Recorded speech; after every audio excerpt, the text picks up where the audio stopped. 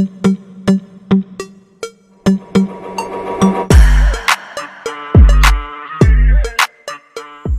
Friends, welcome back. আবার একটা নতুন ক্লাস নিয়ে তোমাদের সামনে চলে এসেছি।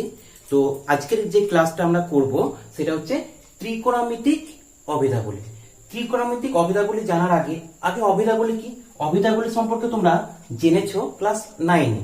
তো অভেদাগুলি হচ্ছে কি, যে কোনো দুটো রাশি, ধরে নাও দুটো রাশি, একটা হচ্ছে এক্স আর একটা হচ্ছে ওয়াই। এই দুটো রাশি যদি কোনো একটা অন্য একটা রাশির সঙ্গে সমান হয়, যেটাকে আমরা সচরাচর সমীকরণ বলে থাকি, তাহলে এটা হচ্ছে একটা অভেদাবলী বা সমীকরণ, যেখানে এক্স ওয়াই টু এগুলো সব এক একটা রাশি, সে ভেরিয়েবল হতে পারে, কনস্ট্যান্টও হতে পারে। তো এই রাশির মতনই যেটা এটাকে অভেদাবলী বলি, তাহলে ত্রিকোণমিতিক অভেদাবলী বলতে কি বুঝো? তার মানে হচ্ছে এই রাশিগুলো হবে ত্রিকোণমিতিক যুক্ত কোন একটা রাশি, তাই না? ত্রিকোণমিতিক কোন একটা রাশি। এবার রাশি, এখানে একটা আমরা ত্রিভুজ এঁকেছি, দেখতে পাচ্ছ ত্রিভুজ আছে এবিসি, একটা ত্রিভুজ। যে ত্রিভুজটা একটা সমকোণী ত্রিভুজ, যার একটা কোণ সমকোণ, আর এখানে থিটা একটা কোণ নিয়েছে। আমরা আগের ক্লাসে এই সম্পর্কে বলেছিলাম যে যেদিকে থিটা হবে তার ঠিক উল্টো দিকে যে বাহুটা হবে সেটা হবে লম্ব। আমরা লম্ব সমান কি ধরে নিয়েছি? এল ধরে নিয়েছি। ওকে, আর থিটাটা অতিভুজের সঙ্গে যেটা কোণ হবে, অতিভুজ কোণটা হয় 90 ডিগ্রি যে কোণ হয় তার ঠিক বিপরীত বাহু, সেটা অতিভুজটা আমরা কত ধরেছি? ই ধরেছি। এই গোটা অতিভুজটার দৈর্ঘ্যটাকে আমরা ই ধরেছি। আর ভূমি কোণটা হয় এই কোণের সঙ্গে যেটা সংলগ্ন থাকে অতিভুজ আর এই বাহুটার সঙ্গে, সেটা হচ্ছে ভূমি। ভূমিটাকে আমরা এল ধরেছি, না ভূমিটাকে আমরা কি ধরেছি? ভি ধরেছি। এল, ভি আর ই। এই ব্যাপারে আমরা আগের একটা ক্লাস করেছি, সেই ক্লাসটা যদি তোমরা না দেখে থাকো তা অবশ্যই সেই ক্লাসটাকে তোমরা দেখে তবে এই ক্লাসটাই করলে তোমাদের বেশি ভালো হবে। আর যদি এই চ্যানেলে তোমরা নতুন হও তাহলে চ্যানেলটাকে সাবস্ক্রাইবও করবা, তার সঙ্গে সঙ্গে বেল আইকনটাও দাবাবা। যদি না দাবাও তাহলে তোমাদের কাছে এই ক্লাসগুলো সবার আগে পৌঁছাবে না, নোটিফিকেশন যাবে না, তাহলে জানবা কি করে? তো বেল আইকনটাও অবশ্য দাবাবা। আর যদি ভালো লাগে তাহলে লাইক তো অবশ্যই করবা। আর যদি কোনো প্রশ্ন থাকে মনের মধ্যে তাহলে কমেন্টে জানাবা। তার সঙ্গে সঙ্গে ওখানে ফেসবুক পেজের লিঙ্ক দেওয়া আছে, সেই লিঙ্কে ক্লিক করে ফেসবুকে তোমরা আমাদের সঙ্গে জয়েন করতে পারো সায়েন্স কর চ্যানেলে। এবার দেখো আমরা কি করব, যে এইটা সম্পর্কে একটু জানবো। আমরা জানি একটা সমকোণী ত্রিভুজ আছে, সেই সমকোণী ত্রিভুজের লম্ব, অতিভুজ আর ভূমি, এই তিনটের মধ্যে একটা সম্পর্ক আছে। যে সম্পর্কটা তৈরি করেছিলেন একজন বিখ্যাত ম্যাথমেটিশিয়ান, গণিতজ্ঞ, যিনি হচ্ছেন পিথাগোরাস, যেটাকে আমরা পিথাগোরাসের সূত্র বলি। সেই পিথাগোরাসের সূত্র কি?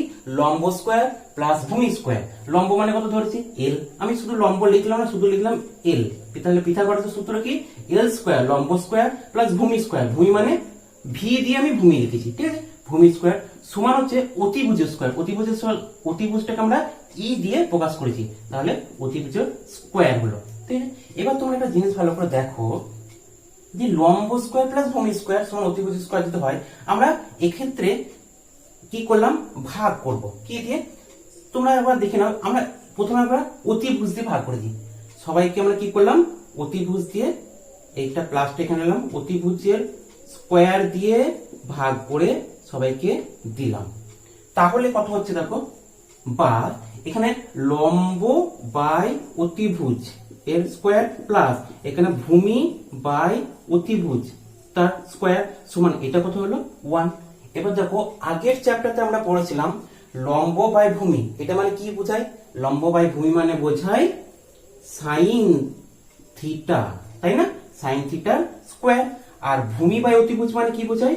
কস থিটার স্কয়ার সমান হচ্ছে 1। তাহলে আমরা এখান থেকে একটা কি পেলাম? সম্পর্ক পেলাম, তাই না? কি সম্পর্ক পেলাম? Sine square theta plus cos square theta সমান হচ্ছে 1। থিটাটা কোনটা বলো তো? থিটাটা হচ্ছে এই কোণটা, কারণ এই কোণটা না থাকলে ত্রিকোণমিতিক কোণের কোণানুপাতগুলো হবে কি করে, তাই না? তো আমরা এখানে 1 নম্বর একটা সূত্র পেলাম, যেটা হচ্ছে sine square theta plus cos square theta সমান হচ্ছে 1।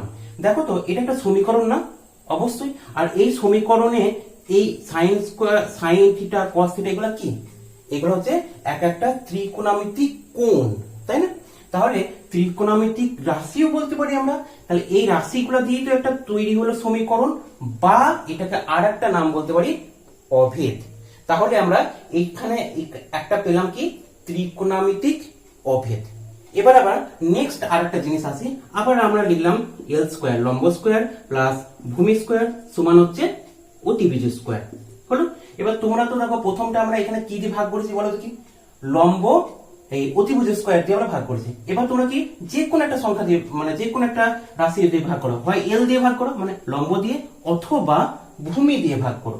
আমি লম্ব দিয়ে ভাগ করে দিচ্ছি, লম্ব স্কোয়ার দিয়ে আমি সবাইকে ভাগ করে দিলাম, লম্ব স্কোয়ার দিয়ে ভাগ করে দিলাম।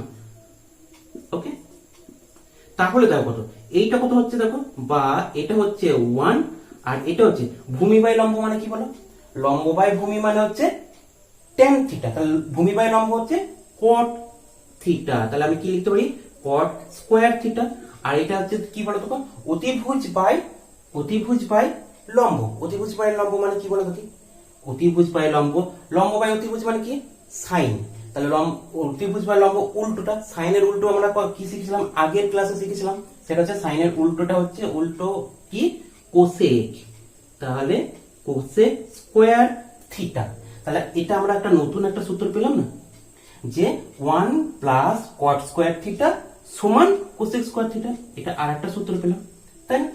তো আমরা এবার 3 নম্বর আরেকটা সূত্র বার করার চেষ্টা করি। তা 3 নম্বর আরেকটা সূত্র বার করব কি করে, দেখো এখানে আমরা এই জায়গাতে লিখছি 3 নম্বর সূত্রটা। দেখো 1 নম্বর হচ্ছে এল স্কয়ার প্লাস ভি স্কয়ার সমান আমরা কি জানি বলো হলো তাতে এল স্কয়ার প্লাস ভি স্কয়ার সমান হচ্ছে ই স্কয়ার মানে হচ্ছে লম্ব স্কয়ার প্লাস ভূমি স্কয়ার সমান অতিভুজ স্কয়ার, যেটা পিথাগোরাসের সূত্র। এবার আমরা দেখো প্রথমটাতে আমরা কি দিয়ে ভাগ করেছি, ই দিয়ে মানে অতিভুজ দিয়ে, সেকেন্ডটাতে আমরা কি দিয়ে ভাগ করলাম, এল দিয়ে মানে লম্ব দিয়ে, তাহলে এটাতে আমাদের কি দিয়ে ভাগ করা দরকার, এটাতে আমরা ভি দিয়ে ভাগ করি, ভি দিয়ে মানে ভূমি দিয়ে, বেশ ভি দিয়ে ভাগ করো সবাই। তাহলে কি হচ্ছে দেখো L square by V square plus V square by V square plus সমান হচ্ছে E square by V square.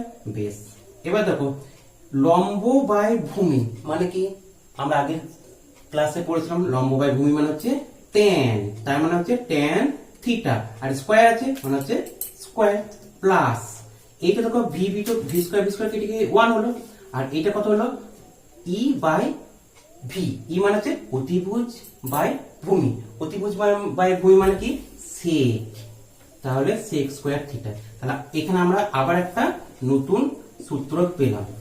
এই যে তিনটে সূত্র পেলাম, 1 নম্বর সূত্র sin square plus cos square theta সমান 1, আর 2 নম্বর সূত্র 1 প্লাস cot স্কয়ার থিটা সমান cosec স্কয়ার থিটা, আর 3 নম্বর সূত্র হচ্ছে 1 প্লাস tan স্কয়ার থিটা মানে হচ্ছে sec স্কয়ার থিটা।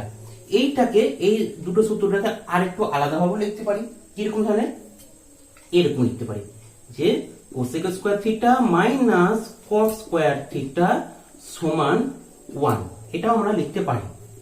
ওকে, আর এই সূত্রটা আমরা কিভাবে লিখতে পারি, যে sec square theta minus tan square theta সমান হচ্ছে 1। কেন লিখলাম, তার কারণ হচ্ছে দেখো এই সূত্রটার সঙ্গে মিলাবার জন্য।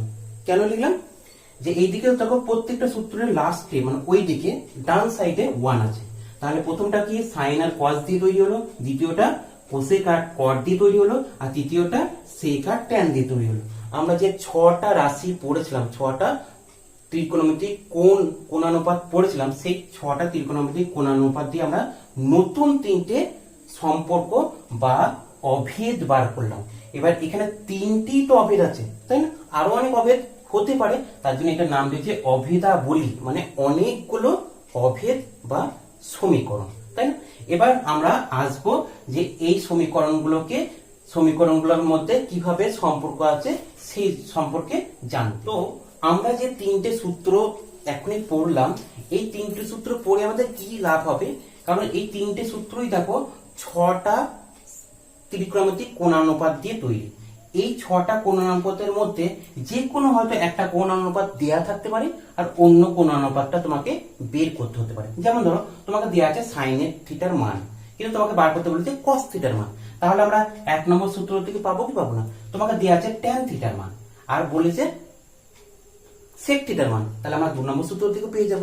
তা এই জন্য এই 3টে বেসিক যে অভিধা বলি সেটা অবশ্যই তোমরা মাথায় রাখবে, মুখস্থ করার কোনো দরকার নাই, এখান থেকে একটু বুঝে নিলে তোমরা পারবে। এবার দেখো যদি আমাকে করতে বলে যে সাইন থিটা কি আকারে, কসের আকারে, তাহলে কি করে বার করবো? দেখো এখানে কি আছে, sine square plus cos square theta সমান 1, তো তাহলে আমি কস স্কোয়ারটাকে ওইদিকে নিয়ে গেলাম, ওইদিকে নিয়ে গেলে কি হবে 1 মাইনাস কস স্কোয়ার থিটা। এবার সাইন স্কোয়ার থিটা তো এখানে ছিল, এই স্কোয়ারটা যদি আমাদের এই দিকে যায় তাহলে কি হবে, প্লাস মাইনাস অবশ্যই হওয়া দরকার, যেহেতু আমাদের এখানে করে মাইনাসটা নেওয়ার দরকার নেই, তার জন্য আমরা কি করবো, শুধু প্লাসটা নেব। ওকে, তাহলে 1 মাইনাস কস স্কোয়ার থিটা। ঠিক উল্টো ভাবেও আমরা লিখতে পারি, কস স্কোয়ার থিটা সমান কি হবে 1 মাইনাস সাইন স্কোয়ার থিটা। তাহলে দেখো সাইনের মান থাকলে বা কসের মান দেওয়া থাকলে সাইনের মান বার করতে পারবো, আবার সাইনের মান দেওয়া থাকলে কসের মান বার করতে পারবো। এই জন্য এই সূত্রগুলো খুব ইম্পর্টেন্ট।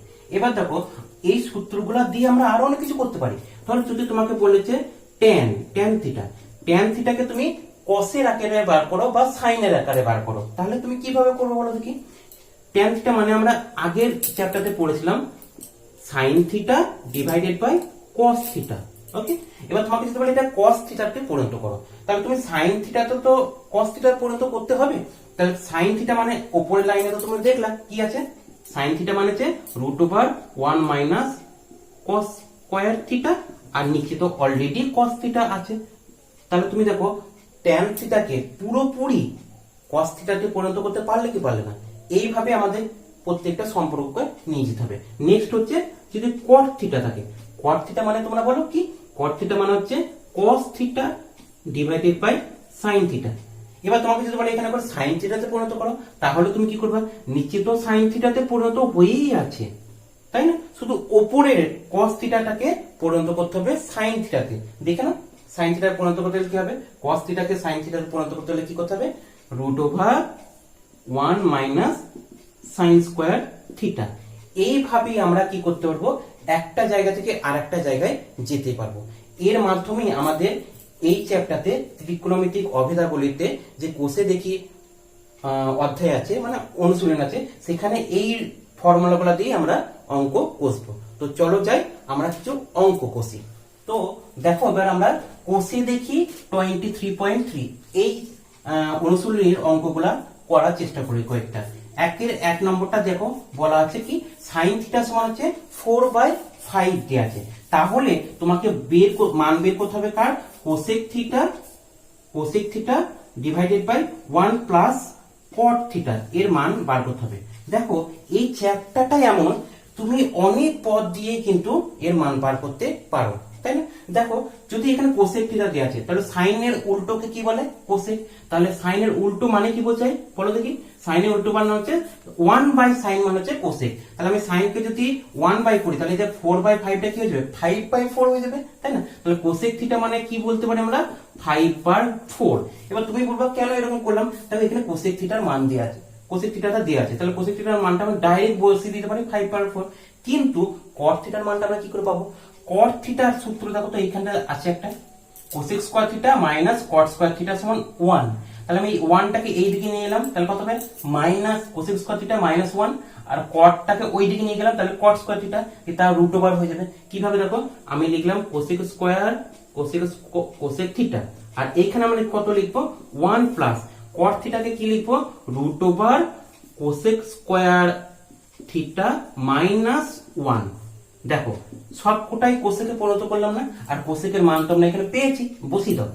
কত বলো তো 5/4, আর নিচে কত আছে বলো তো কি, নিচে আছে 1 প্লাস √ওভার কোসেক স্কয়ার মানে কি 5 এর স্কয়ার মানে হচ্ছে 25 আর 4 এর স্কয়ার মানে 16 -1।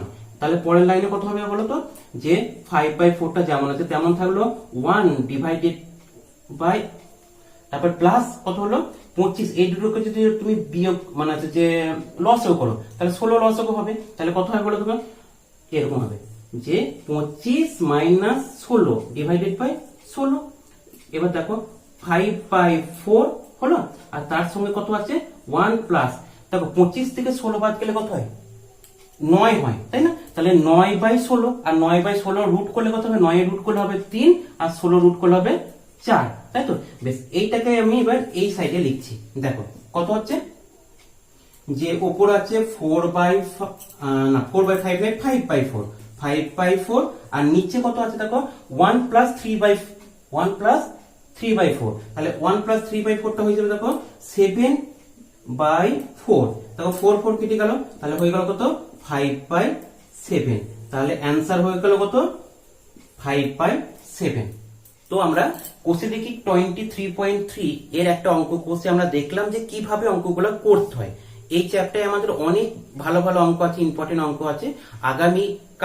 আগামী দিনে আমরা আবার কি করব, এই চ্যাপ্টারটার বাকি অঙ্কগুলো অবশ্যই করব। তো বাকি অঙ্কগুলোকে দেখার জন্য ওয়েট করো এবং চ্যানেলটাকে সাবস্ক্রাইবও করবো যদি নতুন হও, আর যদি তার সঙ্গে সঙ্গে নতুন না হও, পুরনো হও, তো অবশ্যই কমেন্ট করে জানাবা যে কিভাবে আমাদের অঙ্কটা বুঝতে পেরেছি। তো সবাইকে অনেক অনেক ধন্যবাদ।